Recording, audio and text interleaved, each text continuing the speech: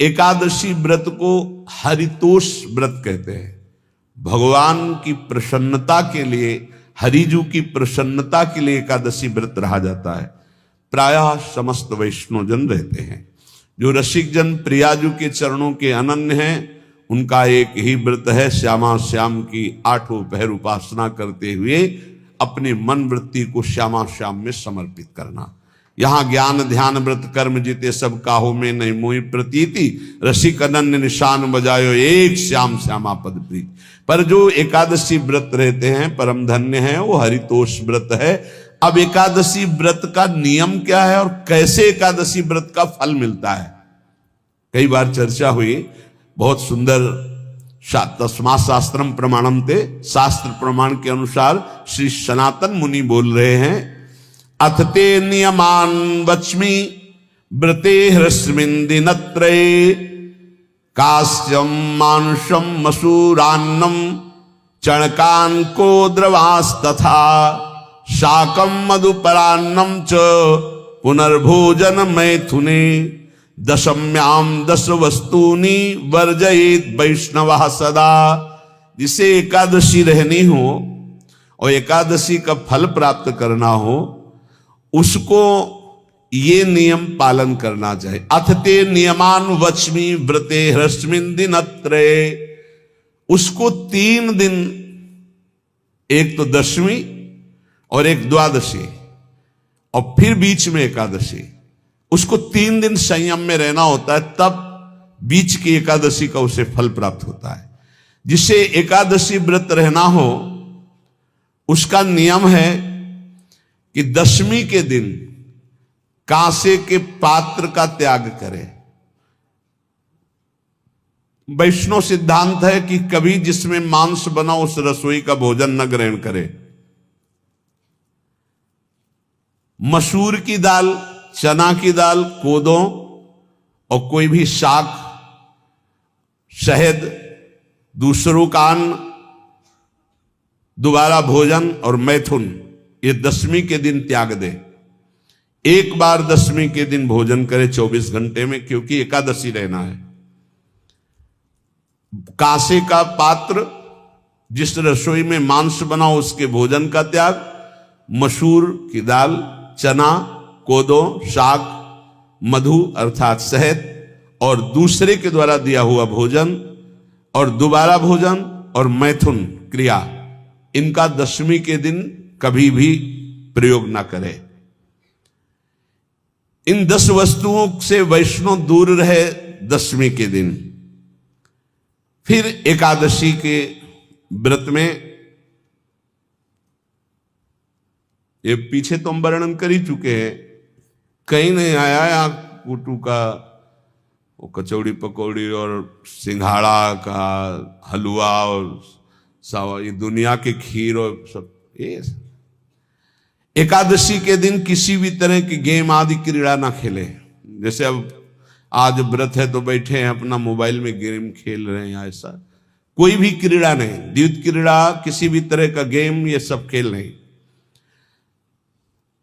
द्वैत क्रीड़ाम च निद्राम च तांबूलम दंत धावनम, परापवादम पैशून्यम स्तेयम हिंसाम तथा रतिम, कोपम हृत वाक्यम च एकादश्याम विवर्जयेत। एकादशी के दिन उपासक को चाहिए कि वो किसी भी तरह की क्रीड़ा, मनोरंजन बिल्कुल नहीं। चनिद्राम, नींद नहीं लेनी उसको, न दिन में न रात में, एकादशी व्रत। और प्रायः पुराने महापुरुषों ने ऐसा किया है। रामदास जी डाकोर के रात में जाते थे, रणछोड़ भगवान के यहाँ कीर्तन करते थे जाकर। तभी तो भगवान उनके कीर्तन पर, उनकी भक्ति पर रीझ कर गाड़ी में बैठकर उनके साथ आए थे। पूरी रात जगकर कीर्तन करना, और दिन में तो सोना ही निषेध है। द्वैत क्रीड़ाम च निद्राम च तांबूलम, पान खाना निषेध है एकादशी को, बिल्कुल नहीं, जो व्रत रह रहे हैं। और दंत धावनम, वृक्ष से तोड़कर जो दतून की जाती एकादशी के दिन है। परापवादम, दूसरे की निंदा करना, चर्चा करना नहीं, अर्थात अधिकतर मौन व्रत धारण करे एकादशी के दिन। पैशून्यम, चुगली करना। स्तेयम, कोई चोरी करना। हिंसाम, वाणी से, शरीर से, मन से किसी को दुख पहुंचाना। रतिम, अर्थात भोग करना, मैथुन करना। कोपम, किसी के ऊपर गुस्सा करना। अनत वाक्यम, झूठ बोलना। एकादश्याम विवर्जयेत, एकादशी के दिन ये नहीं करना चाहिए। एकादशी को एक बार कुछ फलाहार शुद्ध, अगर आपके पास कोई व्यवस्था नहीं तो थोड़ा दूध है, जल है, ऐसे आप लेकर, या थोड़ा सा फल ले लिया, थोड़ा सा फल लेकर के प्राण पोषण, एक दिन में मर नहीं जाओगे। कितने तो निर्जला एकादशी रहते हैं, हर एकादशी निर्जला। पूज्य श्री मथुरादास जी निर्जला ही रहते थे हर एकादशी। चलो भैया, आपकी सामर्थ्य नहीं तो जल 2-4 बार ले लो, एक बार थोड़ा सा दूध और फल ले लो, चल जाएगा काम, प्राणों का पोषण हो जाएगा। ये आचरण न करे, एक बार कुछ आहार ले ले, वो भी शुद्ध भगवद अर्पित प्रसाद। फिर द्वादशी को काश्यम, मांसम, सुराम, छौद्रम, तैलम, वितथ भाषणम, व्यायामम च प्रवासम च पुनर्भोजन मैथुने, अस्पृश्य स्पर्श मासूरे, द्वादश्याम द्वादश त्यजेत। कांस के पात्र में द्वादशी को भी भोजन न पावे। जिस रसोई में मांस बनाओ उसमें आहार न ले।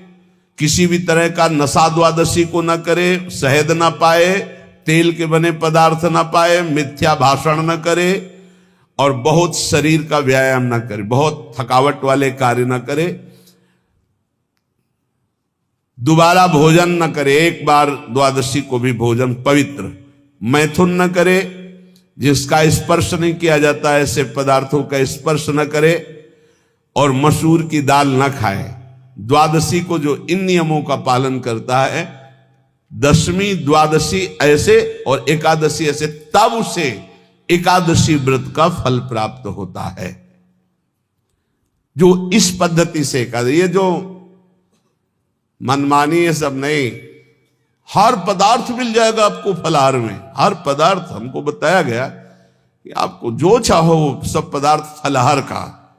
अरे भाई, हरितोष व्रत है तो हरि प्रसन्नता के लिए एक दिन भूखे रहने बहुत आनंद आता है। पहले भगवत कृपा से ऐसी गंगा जल पी करके कुछ दिन, फिर कभी कभी निर्जला एकादशी का भी आनंद। बड़े संन्यास मार्ग में थे तो बड़े संयम से सब शास्त्रीय पद्धतियों का निर्वाह होता था। उपासक को चाहिए कि इन नियमों से व्रत का अनुष्ठान करे, मनमानी आचरण न करे। सबसे प्रार्थना जो एकादशी रहते हो, हरितोष व्रत इसे कहते हैं, भगवान की प्रसन्नता के लिए रहा जाता है, रहना चाहिए। जो अपनी आचार्य परंपरा में हैं, जैसे जिनका सिद्धांत है, पर रहने का सिद्धांत ये श्री सनत कुमार जी वर्णन, श्री सनक जी महाराज, ये सनत कुमार जी वर्णन की।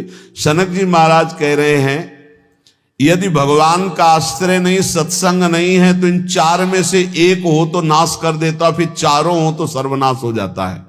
यौवनम धन संपत्ति, प्रभुत्व विवेकता, एकैपमप्यनर्थाय किमु यत्र चतुष्टयम। यदि सत्संग नहीं है, यदि भगवद आश्रय नहीं है, और खूब धन हो, जवान अवस्था हो, और बढ़िया पद मिला हो, प्रभुत्व चलता हो, और अज्ञान हो, फिर क्या कह रहा है?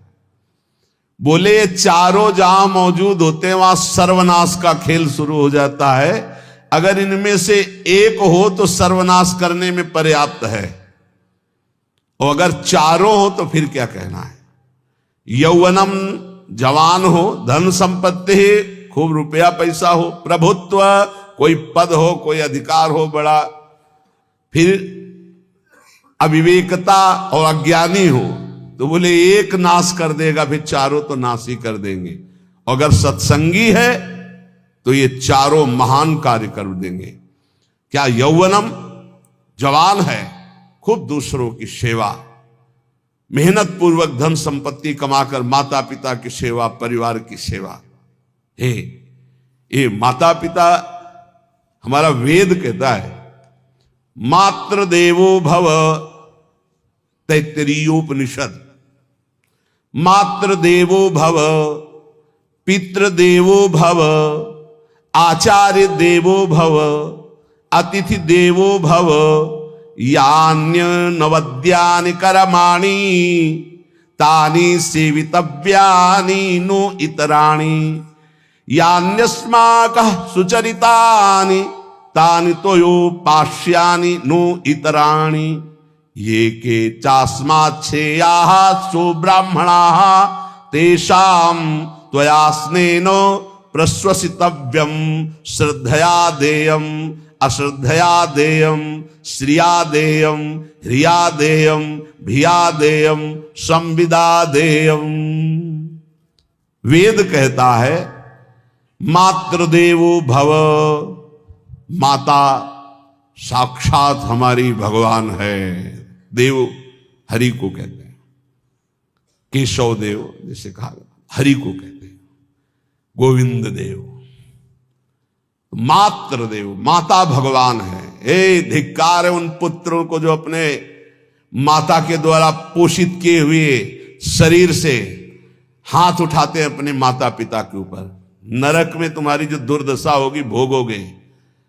एक हमको दिखाया गया दृश्य कि अपनी माता की कोख में लात मारता है, थप्पड़ मारता है, पिता बैठा उसको लात मारता है, थप्पड़ मारता है, बाल घसीट कर गेट तक माता को ले जाता है। अब इनकी जो दुर्दशा होगी ये बोल नहीं पाएंगे, बता नहीं पाएंगे। ऐसी जगह मारा जाता है कि बस तलकते रहो, कुछ कह नहीं सकते। घोर नरकों की प्राप्ति होती। वेद कहता, तैत्तरीयोपनिषद, मातृ देवो भव। ध्यान से सुन लो, सत्संग है, ये माता साक्षात भगवान है। अगर तुमने मारा वाह भर करके इसके आंसू गिरे तो आज जितने आंसुओं की बूंद से भूमि के कण भींजेंगे उतने कल्प तक नरक भोगोगे। ध्यान रखना, तुम्हारा कभी यश, कभी कीर्ति, कभी श्री, कभी हिरी, ये कभी तुम्हारे उदय नहीं हो सकती। तुम्हारा सर्वनाश हो जाएगा अगर मां पे हाथ उठाया। पितृदेवो भव, पिता साक्षात भगवान है। देखो भगवान अवतरित हुए तो प्रात काल उठी कै रघुनाथा, मातु पिता गुरु नावहि माथा। आचार्य देवो भव, माता साक्षात भगवान है, पिता साक्षात भगवान है, आचार्य गुरुदेव साक्षात भगवान है। जो अपनी माता को, अपने पिता को दुख देता है, अपने गुरुदेव की अवहेलना करता है, उसका कभी मंगल हो सकता है? वो कभी सुख प्राप्त कर सकता है? वेद कहता है जो निर्दोष कर्म करते हुए धन कमाकर, कैसा कर्म? निर्दोष कर्म करते हुए धन कमाता है और उस धन से अपने बूढ़े माता पिता और गुरुजनों की सेवा करता है, जीवन धन्य है। धिक्कार है उस पुत्र को, धिक्कार उस जवानी को, धिक्कार है उस धन को, धिक्कार उस बुद्धि को जिसको ये सब प्राप्त होने पर भी अपने बूढ़े माता पिता को दर दर के भटकने के लिए विवश कर देते हैं, जो अपने बूढ़े माता पिता को कष्ट देते हैं। जहां वेद कह रहा है मातृ देवो भव, पितृ देवो भव, आचार्य देवो भव, अतिथि देवो भव, चार बातें कही। अतिथि देवो भव, अगर बिना परिचय के कोई आ गया, कह रहा भूखा हूं, भोजन पवा दो, भगवान पधारे हैं, हम कह रहे मत अंदर आने दो, गेट के बाहर पवा दो, तुम्हारा संशय, पर उसे भूखा मत जाने दो। अतिथि देवो भव। जो निर्दोष कर्म करके अर्थ कमाकर अपने माता पिता गुरुजनों की सेवा करता है, उसी का जीवन धन है। पशुवत आचरण, मनुष्य शरीर प्राप्त करके राक्षस आचरण, राक्षसों की यही पहचान होती है। मां नहीं मातु पिता नहीं देवा, साधुन ते करवा वही सेवा। तुम्हारे जो पुण्य है ना सब भस्म हो जाएंगे, आप खिलवाड़ मत समझो। वो विरक्त है, भले तुम्हें नौजवान दिखाई दे रहा है, वो शरणागत है। जो आचार्य ने मंत्र दिया वही गुरु परंपरा से चला रहा, वही मंत्र उसमें। आप उसको बोल रहे हमारे लिए कुर्सी डालो, पैंट शर्ट पहने हो कुर्सी डाल। हाँ, आप असमर्थ हो तो हाथ जोड़कर प्रार्थना कीजिए कि बैठने में हमारी टांग टूट गई है, हम बैठ नहीं पा रहे हैं, क्या व्यवस्था हो सकती है क्या? याचना इस कोटि की। आदेश, बाबा जरा कुर्सी लाना, बाबा तो कुर्सी रख देंगे, आप उनको तुम भिक्षुक समझते हो। सारे सुकृत तुम्हारे नष्ट हो जाएं। ये जो संतों के द्वारा दिए हुए आसन में अयोग्य पुरुष बैठ जाते हैं ना, इनके सारे सुकृत नष्ट हो जाते हैं। ये क्या समझते हैं? तुरंत आसन दिया जाता है किसी भी, आओ आसन को प्रणाम करके समेट कर रख दो। अगर आसन में बैठने की योग्यता आ रही, आसन में बैठने की योग्यता उसकी मानी जाती है जो सामने बैठा है, उस स्थिति का हो या उससे श्रेष्ठ हो। बहुत होश में ये बातें सत्संग में ही मिलती है और अन्यत्र नहीं मिलती। आसन बिछाने का मतलब तुम कोई महान नहीं हो गए हो, अपने में दैन्यता नहीं तो वैष्णव किस बात के? आसन ग्रहण वैसे ही बिछा हुआ है, उसके ऊपर आसन लगा हुआ है गुरुजनों के लिए, श्रेष्ठ जनों के लिए। आप आसन में बैठने के अधिकारी हैं। सत्कर्म के द्वारा कमाए हुए धन से मात्र देवो भव पितृ, हम बार बार चिल्ला के कह रहे, क्योंकि कलयुगी इन पुत्रों को अब समझ में नहीं आ रहा। जो बोओगे वही काटोगे। अगर आप अपने पुत्रों को सत अध्यात्म की शिक्षा देंगे और स्वयं अध्यात्म से चलेंगे तो तुम्हारा बुढ़ापा ठीक से जाएगा नहीं। बुढ़ापा बहुत मुश्किल से कटता है, बहुत मुश्किल से। हाँ, हमें कई दृश्य देखने को मिलते हैं।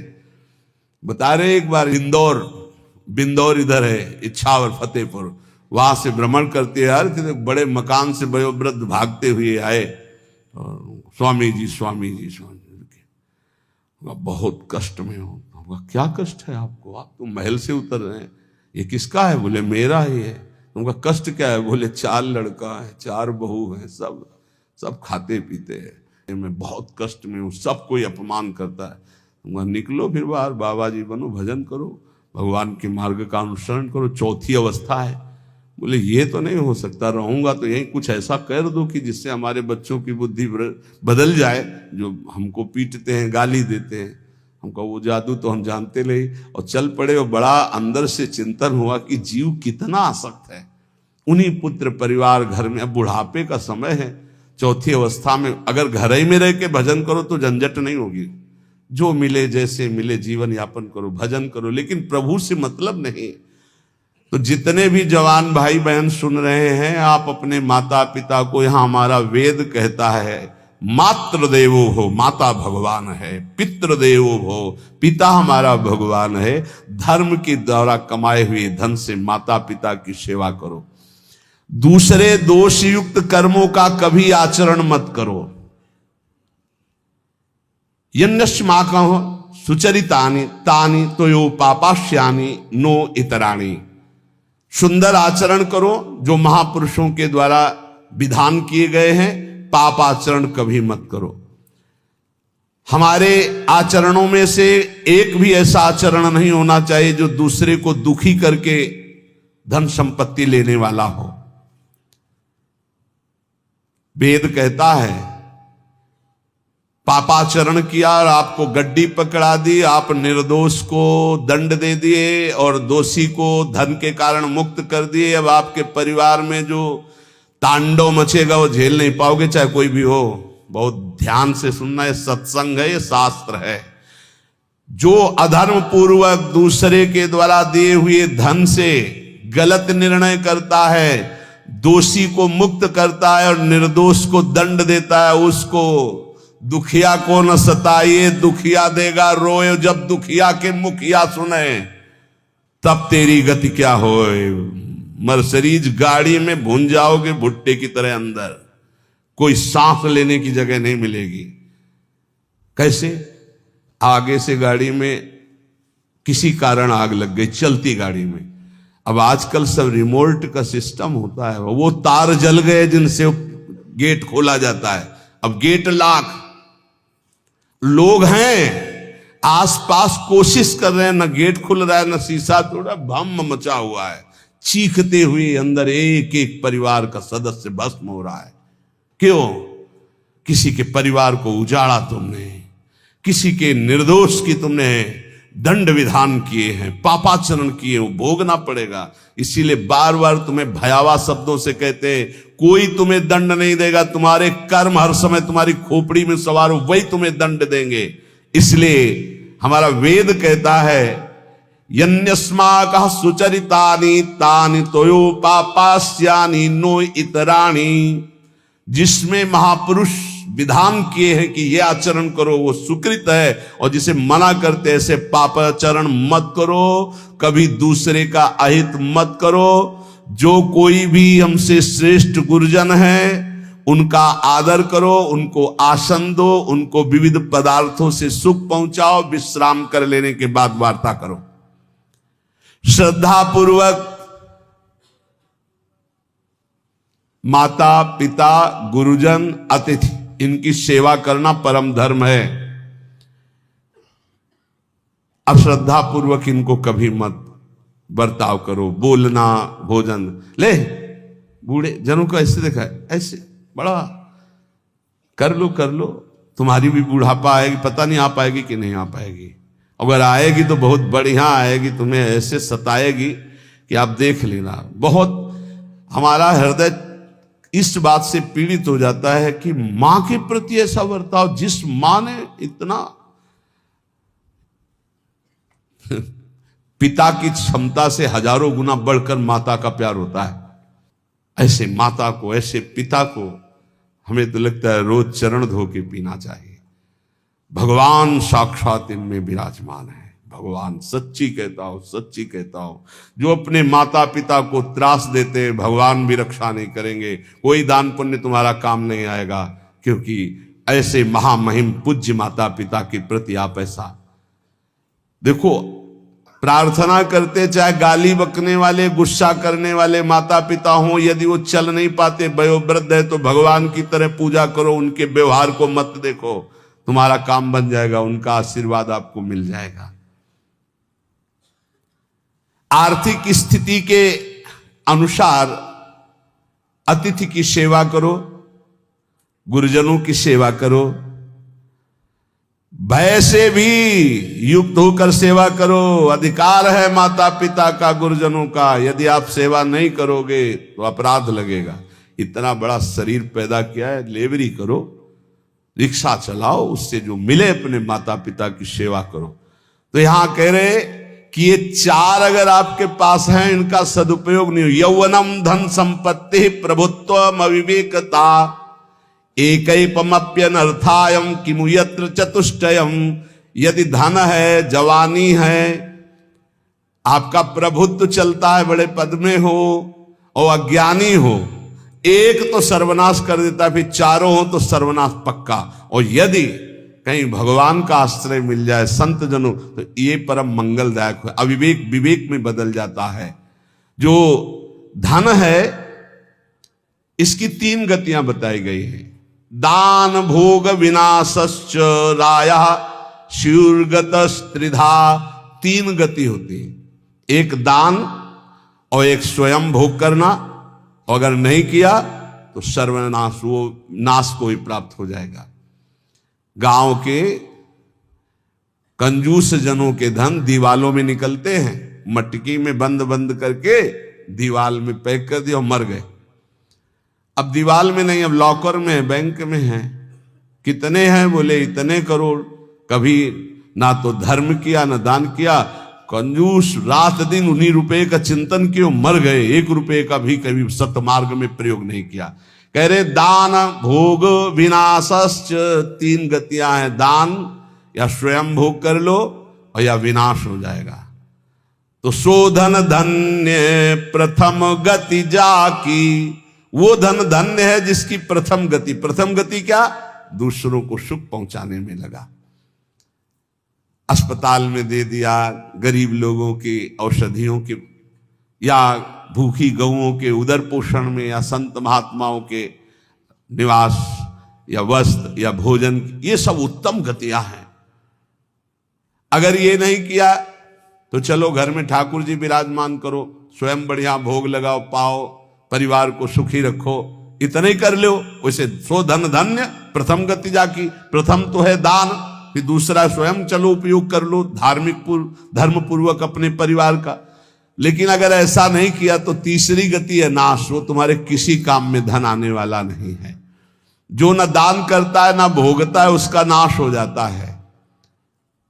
अरे भाई, वृक्ष से ही शिक्षा लो, दूसरों के लिए ही होता है, तो तुम मनुष्य बनकर क्या दूसरों का परोपकार नहीं कर सकते? यदि तुम जवान हो, तुम्हारे पास धन है, प्रभुत्व है, विवेक है, तो तुम पूरे राष्ट्र की सेवा की भावना जागृत करो। समाज में ही भगवान विराजमान है। ये मानवा हरि कथा श्रवणास्त दोषा कृष्णांगी पद्म भजने रत चेतनाश्च ते वै पुनन्ति च जगन्ति शरीर संगात संभाषणादपि ततो हरिरेव पूज्यः। एक तो ये बताया, दूसरा बताया कि ये महाधन्याति धन्य होते हैं। एक तो होते जवान हैं, रुपया पैसा खूब कमा रहे हैं, बड़ा प्रभुत्व है, अविवेक है तो नाश कर देगा, और विवेक है तो इन्हीं का सदुपयोग हो जाएगा। एक है जो सबसे हटकर है, ये मानवा हरिकथा श्रवणास्त अधोषाः, जो रात दिन नाम जप करते हैं, भगवान की चर्चा करते हैं और सुनते हैं, और अधोषाः, वो सारे दोषों को अपने मिटा चुके हैं। कृष्णांगी पद्म भजने रत चेतनाश्च, निरंतर अपने चित्त को प्रभु के भजन में डुबोए हुए हैं, प्रभु के चरणों के ध्यान में अनुरक्त किए हुए, उनका क्या प्रभाव होता है? बोले तैवै पुनन्ति च जगतन्ति शरीर संगात। ऐसे महात्माओं का यदि शरीर है प्रगट में, तो उस शरीर से स्पर्श करके वायु जिस जिस को छूती है वो पाप रहित हो रहा है। जो उनके दर्शन करते हैं वो पाप। संत दरस जिमि पातक तरई, संतों के दर्शन मात्र से पाप नष्ट होते हैं, उनके शरीर के स्पर्श से पाप नष्ट होते हैं। संभाषणादपि ततो हरिरेव पूज्यः, यदि उनसे संभाषण करने को मिल जाए तो बोले वो इतना पवित्र हो जाता है कि भगवान उनमें वास करने लगते हैं। हरिदेव, हरि उसमें विराजमान है, हरि ही है, ऐसा वो पूज्य हो जाता है। यदि जो नाम जप कर रहे हैं, जिनका चित्त भगवान के चिंतन में है, जो कथा भगवान की चर्चा कर रहे हैं, जो भगवान की चर्चा सुन रहे हैं, अदोषाः, जो समस्त दोषों पर विजय प्राप्त कर चुके हैं, ऐसे मानवाः पुनन्ति च जगतन्ति, वो पूरे जगत को पावन करने की सामर्थ्य रखते। सतरते सतरते सा लोकान तारयति मम भक्ति युक्तो भोनम पुनातु, वो लोक के लोक पावन कर देते। कैसे? उनके शरीर से स्पर्श की हुई वायु दूसरों के पापों का नष्ट, उनका दर्शन दूसरों के पापों का नाश, उनका संभाषण दूसरों के पापों का नाश। यदि संत संग मिल गया तो निश्चित हरिदेव ही, वो भगवान से ही मिल रहा है, क्योंकि वहां भगवान जागृत है सबके हृदय में, पर भगवान शयन कर रहे हैं, माया का पर्दा लगाए। संत के हृदय में भगवान पर्दा रहित होकर जागृत हो चुके हैं, तो उनके दर्शन से, संभाषण से, स्पर्श से निश्चित परम कल्याण इस जगत का होता है। कौन भगवान? भगवान किसे कहते हैं? तो बोले सनंदन मुनि बोल रहे हैं। सनातन जी की सुना एकादशी व्रत पर बोले, और अभी तक सनक जी बोल रहे। अब सनंदन जी कह रहे ऐश्वर्य समग्रस्य धर्मस्य यशसः श्रियः ज्ञान वैराग्ययोश्चैव शरणां भग इति ऋणा। संपूर्ण ऐश्वर्य, संपूर्ण धर्म, संपूर्ण यश, संपूर्ण श्री, संपूर्ण ज्ञान, संपूर्ण वैराग्य, ये 6 जहां विराजमान हैं भग, उन्हें भगवान कहते हैं। ये पूर्ण रूप से भगवान में ही विराजमान है, और जिसमें ये सामर्थ्य है उसे भगवान कहते हैं। उत्पत्ति प्रलयम चैव भूतानामा गतिम गतिम वेत्ति विद्याम विद्याम च स वाच्यो भगवानिति। जो सबकी स्वयं अपने संकल्प से उत्पत्ति करता है, उत्पत्ति करने वाले ब्रह्मा जी की भी जो उत्पत्ति का कारण है, जो अपने ही बल से सबका विनाश कर देता है, प्रलय, और जो सबका पालन करता है, उसे भगवान कहते हैं। जो आवागमन तथा विद्या अविद्या इसका स्वामी है, उसे भगवान कहते हैं। जो संपूर्ण ईश्वर, संपूर्ण धर्म, संपूर्ण यश, संपूर्ण श्री, संपूर्ण ज्ञान, संपूर्ण वैराग्य और उत्पत्ति पालन प्रलय का स्वामी, जो विद्या अविद्या आवागमन जिसी के इशारे से होता है, वही है भगवान, वही सबका भगवान है। इसलिए जो उपासक भगवान की आराधना करता है, वो ये देखे, सा एवाधस्तात वेद, सा उपरिष्टात्, सा पश्चात्, सा पुरस्तात्, सा दक्षिणतः, सा उत्तरतः, सा एवेदः सर्वमित्यथातो अहंकार देश एवाहमेवाधस्तादः मुपरिष्टादहं पश्चादहं पुरस्तादहं दक्षिणोतोः मुत्तरोतोः मे वेदः सर्वमिति। वो जो भगवान है, कहा है? बोले सा एवाधस्तात्, सा उपरिष्टात्, वो नीचे है, वो ऊपर है, वो पीछे है, वो आगे है, वो दाहिने भी है, वो बाएं भी है, और वही ये सब कुछ है जो देख रहे हो, केवल भगवान ही भगवान है। बोले जो ऐसा देखता है, उसका अहंकार भगवान में लीन हो जाता है। अब वो देखता है, मैं ही नीचे हूं, मैं ही ऊपर हूं, मैं ही पीछे हूं, मैं ही आगे हूं, मैं ही दाहिने हूं, मैं ही बाएं हूं, मैं ही ये सब कुछ हूं, मैं अहम ब्रह्मास्मि। दो भाव बताए, एक भक्त जो भगवान को सर्वत्र देखता है, और एक जो अपने अहम को भगवान में स्थापित कर देता है भेदभाव से, वो अपने आत्मस्वरूप को देखता है। जिसने ऐसा भगवान का अनुभव कर लिया कि आगे पीछे दाहिने बाएं ऊपर नीचे हर समय मेरे श्री भगवान हैं, तो ना पश्यो मृत्युम, इसका फल है। पश्यति न रोगम नोत दुखाताः सर्वाः पश्यः पश्यति सर्वमाप्नोति सर्वस इति। बोले उसको किसी भी प्रकार का रोग दुख नहीं दे सकता। जो ये देखता है, सा एवाधास्तात्, सा उपरिष्टात्, सा पश्चात्, सा पुरस्तात्, सा दक्षिणा, सा उत्तरा, उत्तर में दक्षिण में ऊपर नीचे दाएं बाएं हर समय मेरे प्रभु हैं, केवल प्रभु को देखता है, तो न पश्यो मृत्युम, मृत्यु की ताकत नहीं कि उसकी तरफ देख सके। ध्यान देना, ना तो उसे मृत्यु परेशान कर सकती, दुख नहीं। हम आपको कई बार बोले कि महाभागवतों का शरीर कैसे छूटता है, जैसे बड़े गजराज के गले से मल्ली की माला, मोगरा देखते छोटी छोटी कली, कब टूट के गिर गया पता ही नहीं चला, ऐसे जन्मत मृत दुसा दुख होई भक्त को नहीं व्याप्ता।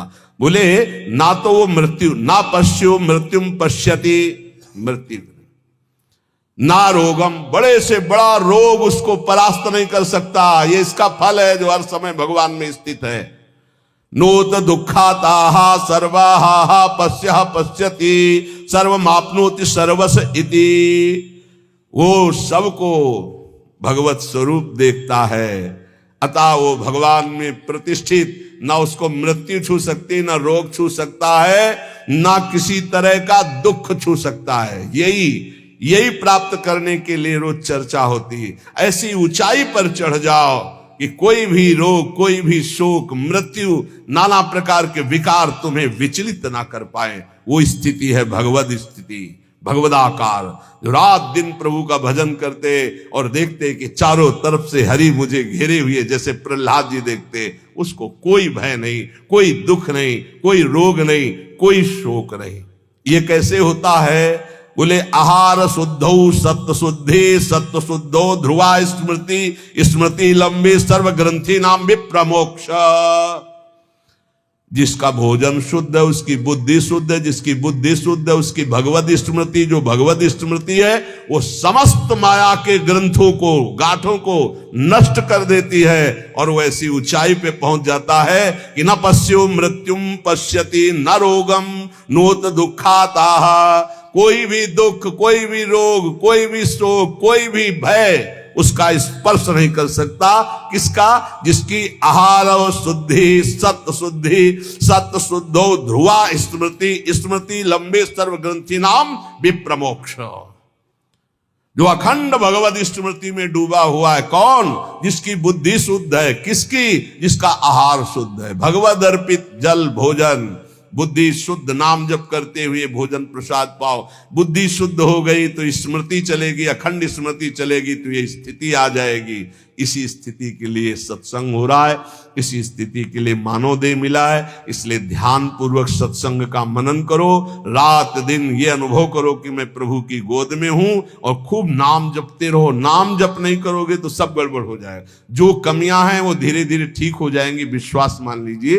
काम क्रोध आदि की कमियां तब तक रहती हैं जब तक देह भाव रहता है। जिस दिन करुणा में प्रभु की कृपा से शुद्ध ज्ञान का उदय हुआ, ये देह भाव ऐसे हट जाएगा जैसे सूर्य उदय होते ही कोहरा नष्ट हो जाता है। हम चाहें तो दीपक से कोहरा नष्ट कभी जीवन में नहीं कर सकते, पर सूर्य भगवान के उदय होते ही कोहरा नष्ट हो जाता है। ऐसे भगवत प्रदत्त, गुरु प्रदत्त ज्ञान उदय होते ही ये सब माया का कोहरा नष्ट हो जाता है। शेष चर्चा आगे।